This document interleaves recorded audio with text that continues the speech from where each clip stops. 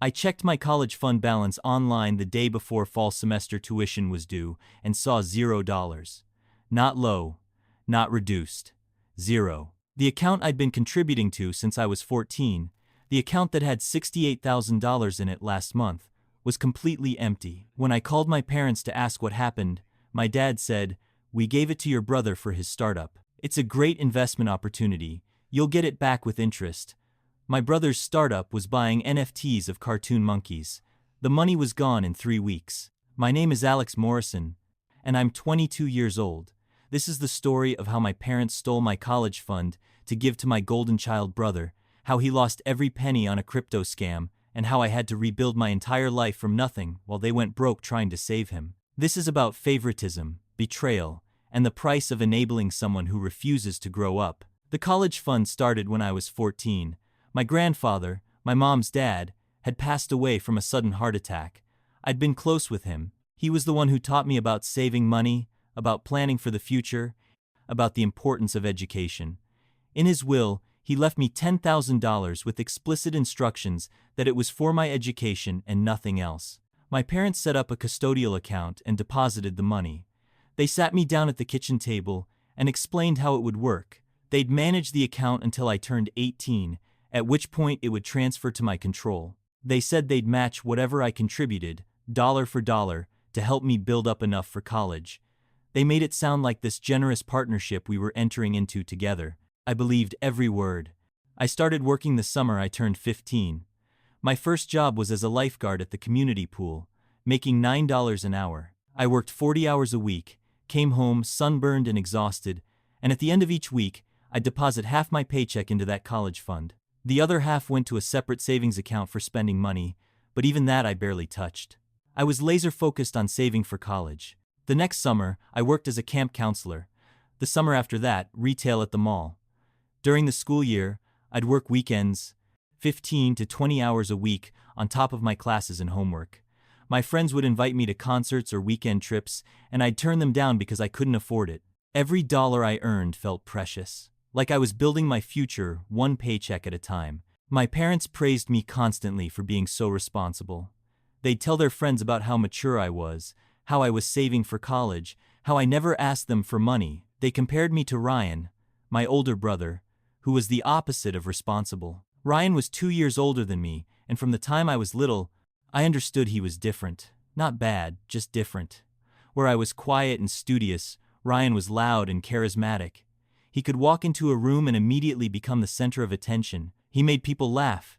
He had dozens of friends. Everyone loved Ryan. But Ryan also struggled with school. He barely graduated high school, and only because my parents hired tutors and basically did his homework for him. When it came time for college, he wanted to go to this expensive private university 3 states away. The tuition was $50,000 a year. My parents had set up a college fund for Ryan too, back when he was younger. I don't know exactly how much was in it, but I know they'd been contributing to it for years. I remember overhearing conversations about how they'd refinance the house to help fund it, how they'd cut back on vacations and expensive purchases to save for Ryan's education. Ryan went off to that private university with $40,000 in his college fund, which was supposed to cover his first year. My parents were going to pay for the rest, with a combination of loans and current income. Ryan lasted 2 semesters. He failed 3 classes his first semester. My parents got the grade report and freaked out, but Ryan promised he'd do better in the spring. Spring semester, he failed 2 more classes and barely passed the others. He was also going out every night, partying constantly, spending money like it was infinite. The $40,000 they'd given him? Gone. All of it. Tuition, room and board, meal plan, books, and then mysteriously another $10,000 in charges they couldn't account for. Ryan said he'd needed money for social activities and supplies. My parents later found out he'd spent thousands on a gaming computer, concert tickets, eating out every night, and buying rounds of drinks for his entire friend group. When he came home that summer, he announced he wasn't going back. The school wasn't the right fit. The professors didn't understand his learning style. The classes were too hard. He wanted to take some time off and figure out what he really wanted to do. My parents were devastated. They'd spent $40,000, and Ryan had nothing to show for it except failing grades and stories about parties. But instead of making him get a job and pay them back, Instead of giving him any consequences at all, they let him move back home rent-free. That should have been my first clue about how things would go, but I was 16 and still believed my parents were fair, that they treated us equally, that Ryan's situation was just different from mine. Ryan spent the next year bouncing between get-rich-quick schemes. First, he got really into day trading. He'd sit in his room watching stock charts on multiple monitors, talking about shorts and calls and technical analysis. My parents gave him $5,000 to invest. He lost it all in 3 months. Then he discovered multi-level marketing, some supplement company that promised you could make 6 figures if you just recruited enough people under you. He needed $3,000 for inventory. My parents gave it to him. He sold maybe 2 bottles to family members, and the rest sat in the garage until they expired. Next was dropshipping. He was going to sell products from Chinese manufacturers on an online store. He needed $2,000 for inventory and website costs. My parents gave it to him. The website never launched.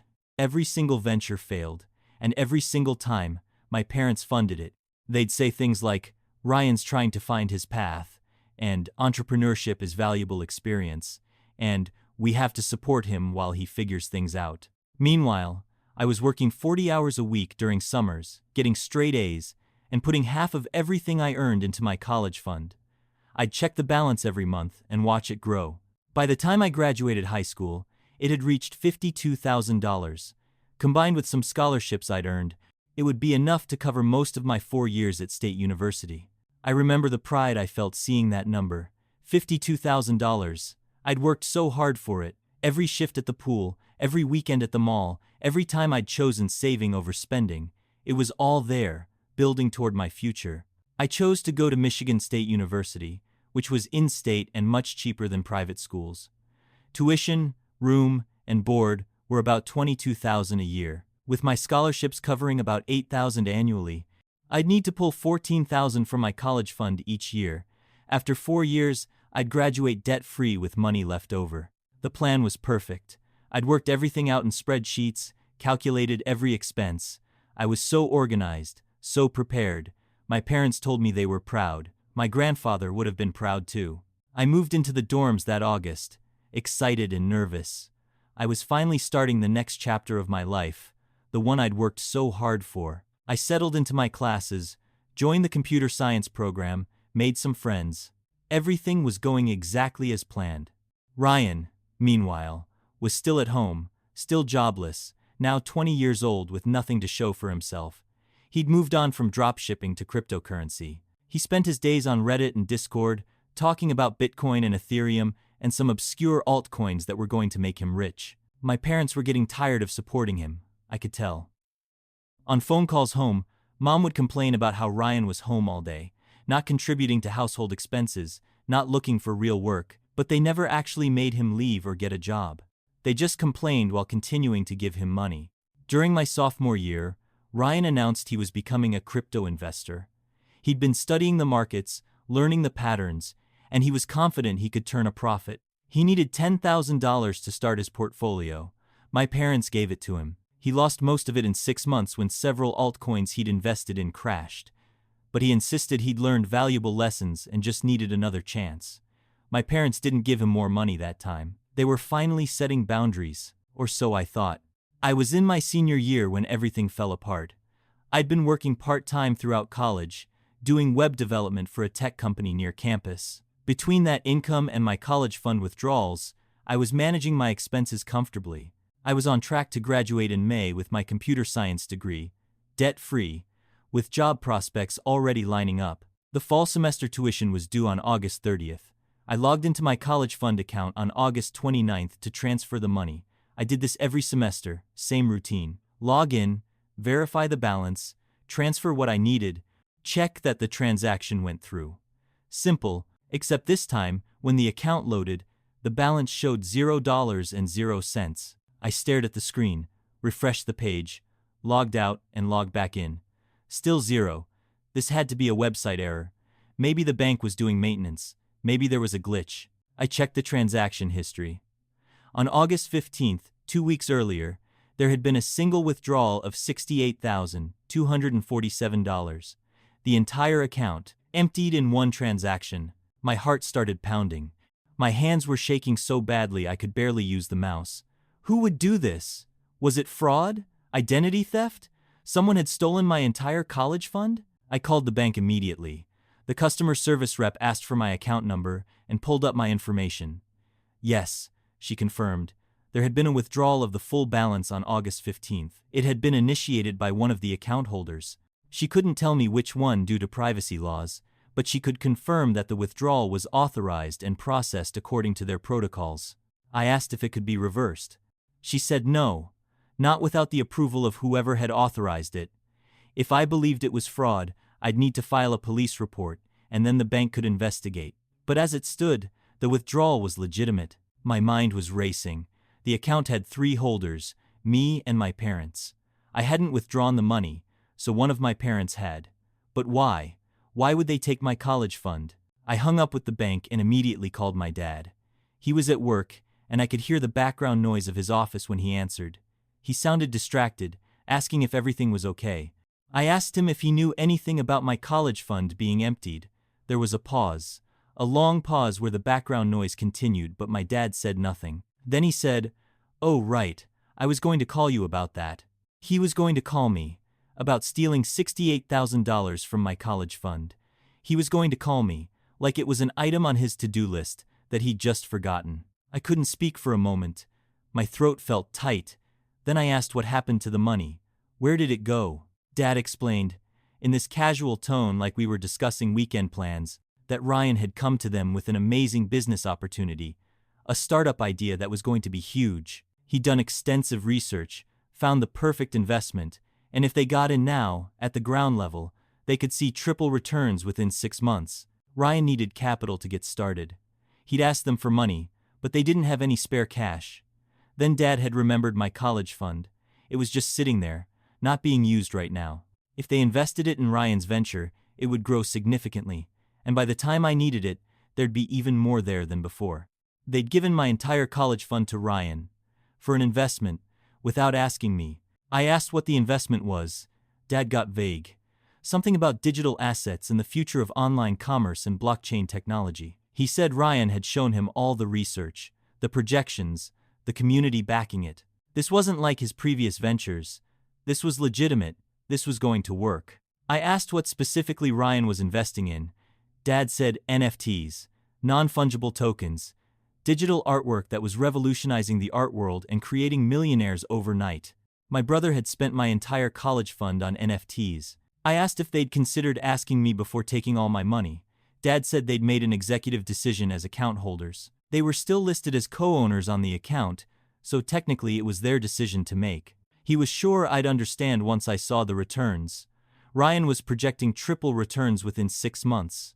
Instead of 68,000, I'd have over 200,000. I'd probably end up with enough to pay for grad school too. I told him tuition was due tomorrow.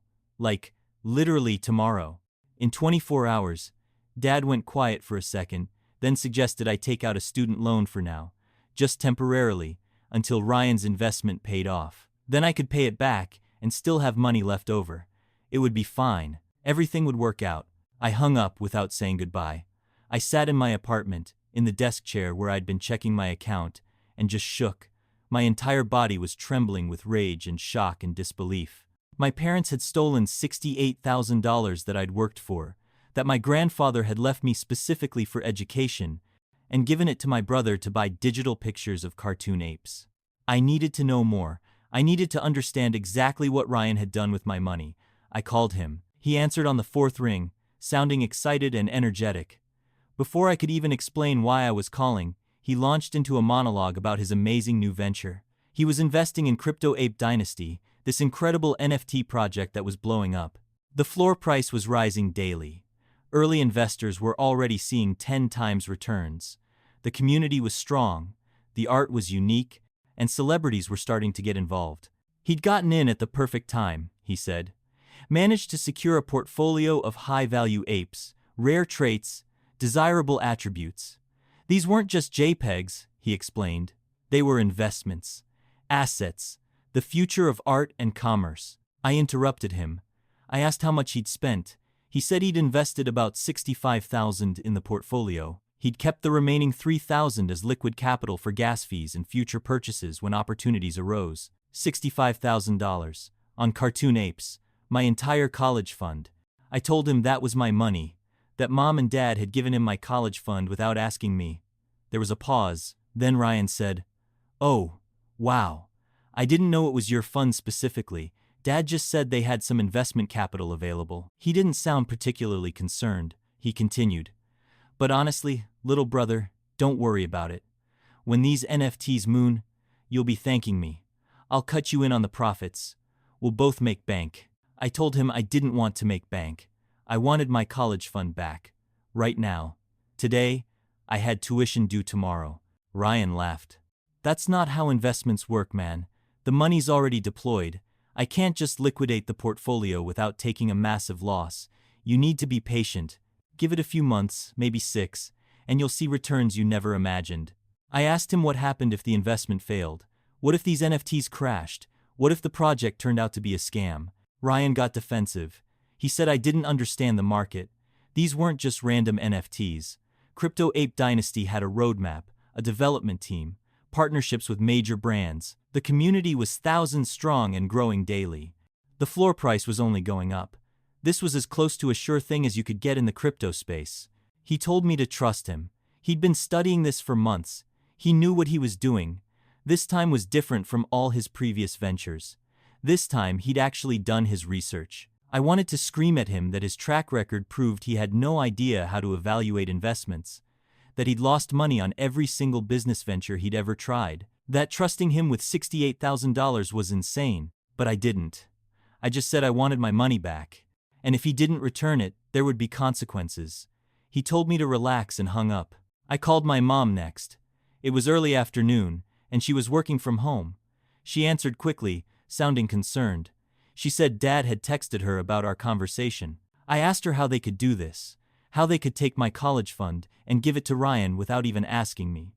She sighed, and I could hear the defensiveness in her voice before she even started explaining. She said they'd thought long and hard about this decision. They hadn't made it lightly. Ryan had been struggling for years to find his path, and when he came to them with this opportunity, with actual research and projections and a concrete plan, they'd wanted to support him. I pointed out that Ryan had come to them with concrete plans before, all of which had failed, all of which had lost money. Mom said this was different. She'd seen the research herself. She'd looked at the NFT project website, seen the art, read about the community. It seemed legitimate, professional. I told her tuition was due tomorrow, and I didn't have $68,000. She suggested I take out student loans like most students. She said it would be good for me to have some skin in the game, that it would make me appreciate my education more.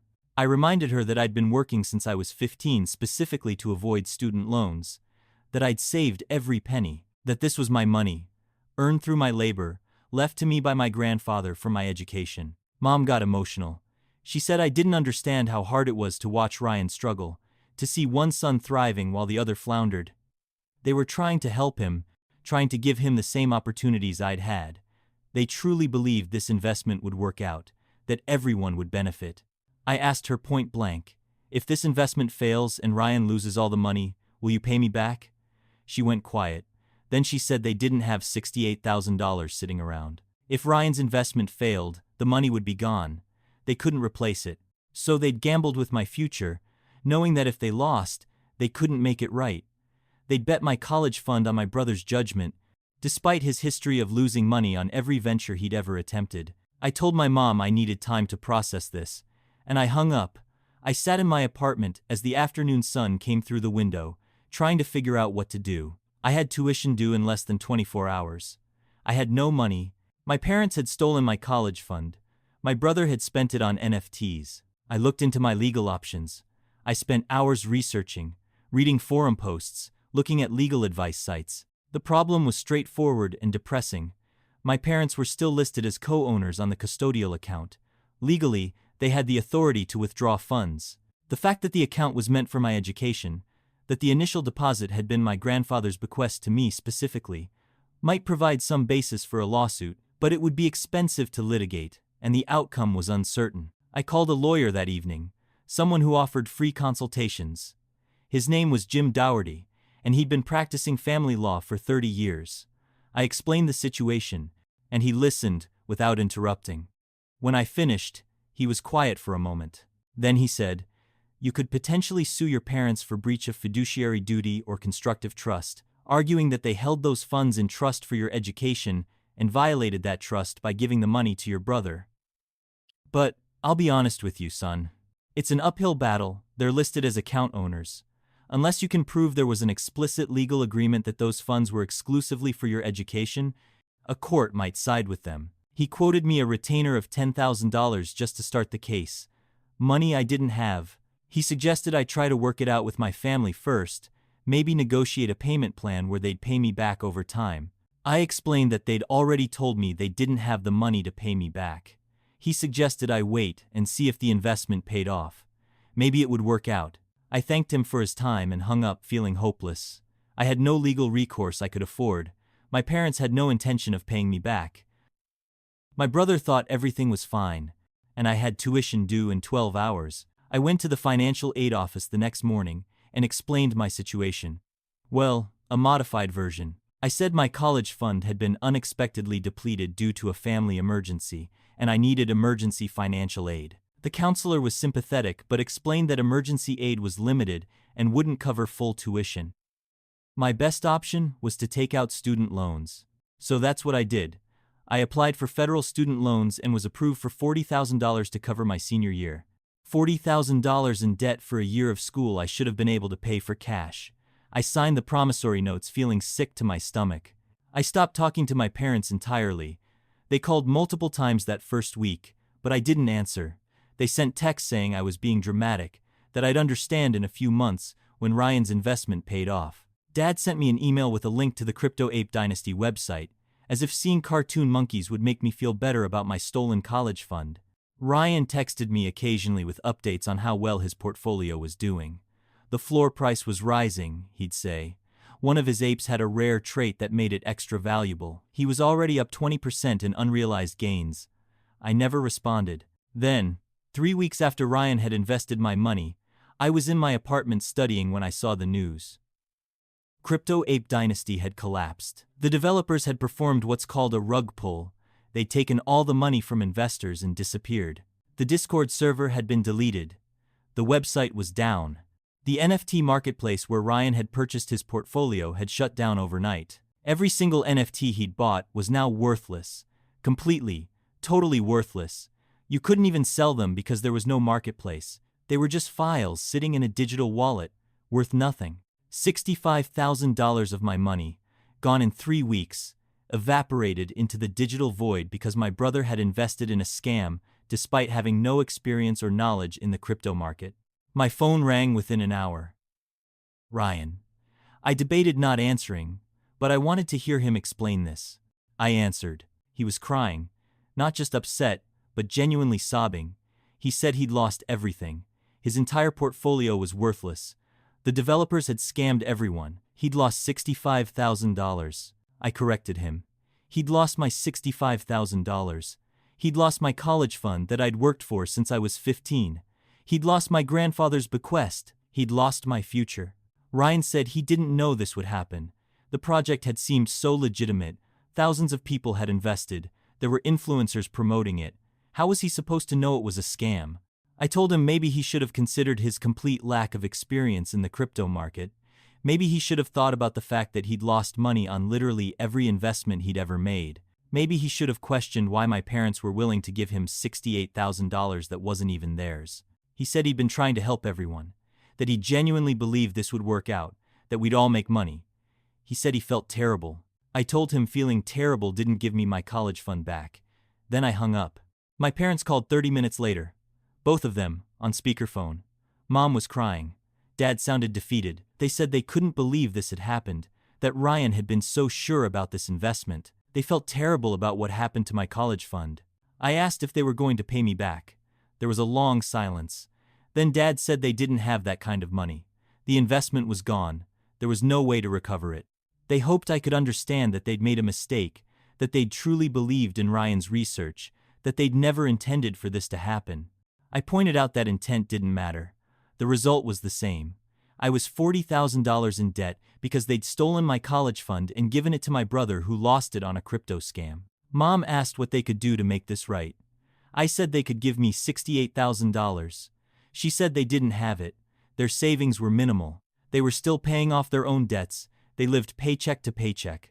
I asked how they'd plan to pay me back if the investment had succeeded. Dad admitted they hadn't really thought that far ahead. They just assumed Ryan would give me my money plus profits and everything would work out. They gambled with my future based on nothing but Ryan's enthusiasm and their own wishful thinking. They hadn't even considered what would happen if it failed. I told them not to contact me again, unless they had my money. Mom started to protest, but I hung up. The next 2 months were brutal. I was taking a full course load, working 50 hours a week at my development job to cover living expenses, since the student loans didn't cover everything, and processing the betrayal of what my parents had done. My grades slipped a little, though not enough to threaten graduation.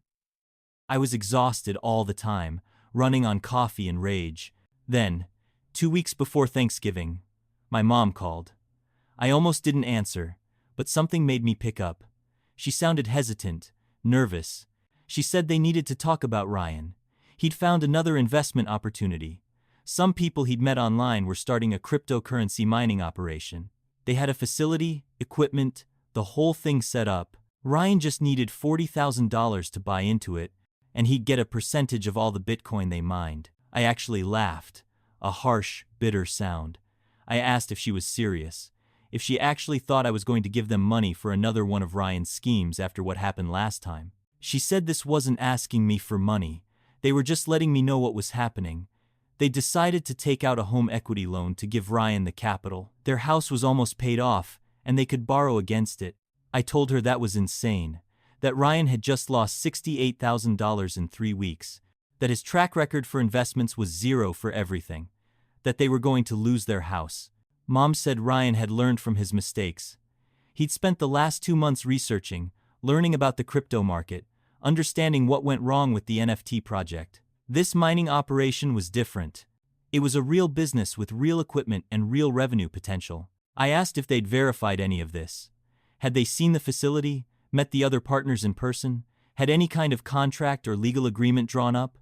Mom admitted they hadn't, but Ryan trusted these people. He'd met them in an online crypto community, and they'd been chatting for weeks. I told her they were about to lose $40,000. She said I was being negative, that I didn't believe in Ryan. I said I didn't believe in Ryan because Ryan had given me no reason to believe in him. Then, I hung up. They took out the home equity loan. I found out from my aunt, my mom's sister, who called me concerned. She said my parents had borrowed $40,000 against their house and given it to Ryan. She asked if I knew what was going on, if I could talk some sense into them. I told her I'd tried. They'd made their choice. The cryptocurrency mining operation turned out to be another scam. Shocking, I know. The equipment never existed. The facility was fake. The people Ryan had been talking to online disappeared with the money.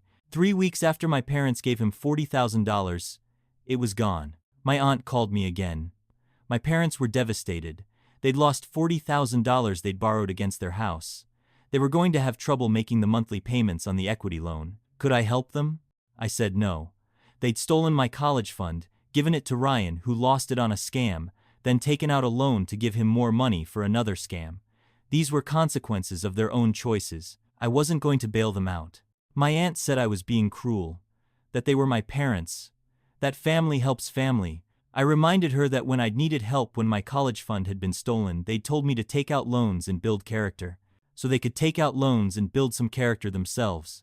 I graduated in May with my computer science degree. I had 3 job offers from good companies. I accepted a position at a software firm in Austin, Texas, paying $85,000 a year. I moved to Austin in June without telling my parents I was leaving the state. Ryan was still living at home, still unemployed, now 24 years old, with nothing to show for himself except a string of failed ventures and over $100,000 in losses. My parents were struggling. Dad had planned to retire at 65, but now he'd have to keep working to pay off the home equity loan.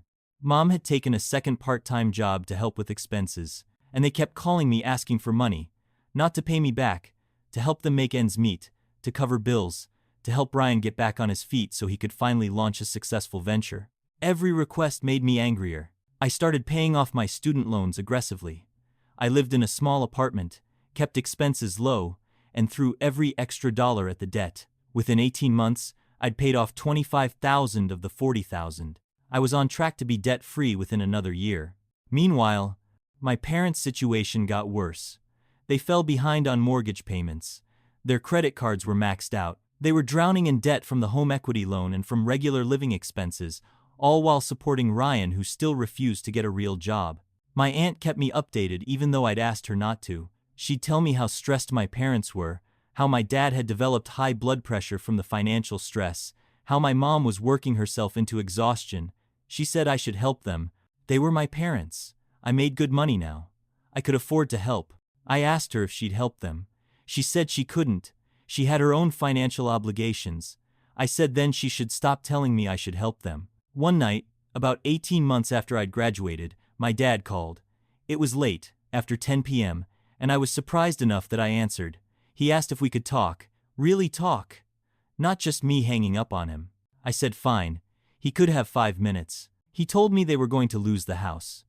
They'd missed 3 mortgage payments, and the bank was starting foreclosure proceedings.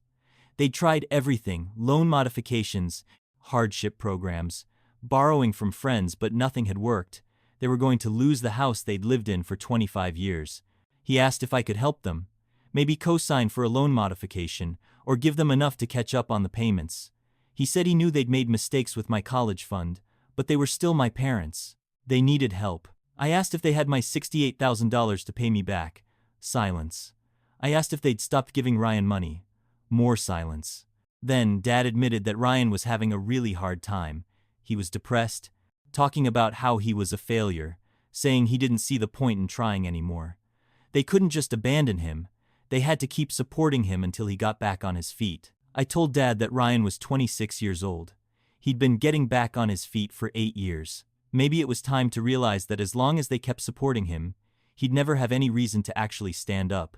Dad said it wasn't that simple, that Ryan needed help, that they couldn't just let him fail. I said, "You let me fail.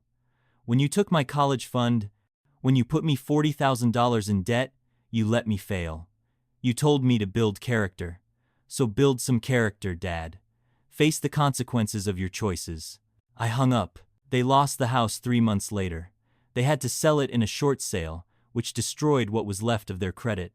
They moved into a small 2-bedroom apartment in a cheaper part of town. Ryan moved with them, still unemployed, still talking about his next big opportunity. My mom sent me a long email about how hard things were, how they'd lost their home, how they were both working multiple jobs just to make rent, how Ryan was struggling with depression and needed support. She said she knew I was angry, but she hoped I could find it in my heart to forgive them and maybe help them out. I responded with one line, "Do you have my $68,000? She didn't reply. I was promoted at work, senior software engineer, salary bumped to $100,000. I finished paying off my student loans in 2 years flat. I started building savings, investing money, planning for my future. I met someone amazing, a graphic designer named Sam, who I'd met at a tech conference. We started dating, fell in love, got engaged. My life was good, really good, and I'd built it entirely myself, without any help from my parents, despite them actively sabotaging me.